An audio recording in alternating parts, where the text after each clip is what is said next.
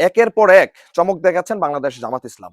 জামাতের আহ্বানে তুরস্ক থেকে শিক্ষকতার পেশা ছেড়ে দিয়ে বাংলাদেশ জামাত ইসলামের ঢাকা ৬ মানে গাজীপুর আসন থেকে যিনি মনোনয়ন পেয়েছেন জামাত ইসলামে, তিনি হচ্ছেন ডক্টর হাফিজুর রহমান। তিনি ঢাকা বিশ্ববিদ্যালয় থেকে আন্তর্জাতিক বিষয়ে অনার্স মাস্টার্স কমপ্লিট করার পর পিএইচডি করার জন্য সুদূর তুরস্কে যান। সেখান থেকে তিনি পিএইচডি অর্জন করে সেখানের একটা বিশ্ববিদ্যালয়ের প্রফেসরের দায়িত্ব পালন করেন। তিনি টার্কি নামক একটা এলাকা থেকে জামাত ইসলামের দায়িত্বশীল ছিলেন। পরবর্তীতে বাংলাদেশ জামাত ইসলামের আহ্বানে তিনি আবার তার ঢাকায় চলে আসেন, তার প্রিয় মাতৃভূমিতে চলে আসেন।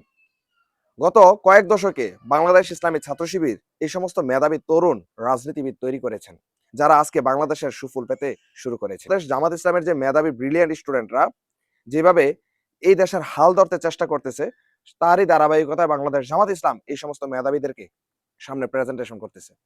ইনশাল্লাহ আগামীর বাংলাদেশে যদি এই সমস্ত তরুণ মেধাবী, জাগ্রতবান, বিবেকবান মানুষেরা যদি নেতৃত্বে চলে আসে, আগামীর রাষ্ট্র ক্ষমতায় যদি তারা থাকতে পারে, এই দেশ আলোকিত একটি সমাজ স্মার্ট বাংলাদেশে পরিণত হতে বেশি দূর থাকবে না। এই দেশ হবে কোরআনমুখী বাংলাদেশ, এই দেশ হবে ইসলামমুখী বাংলাদেশ।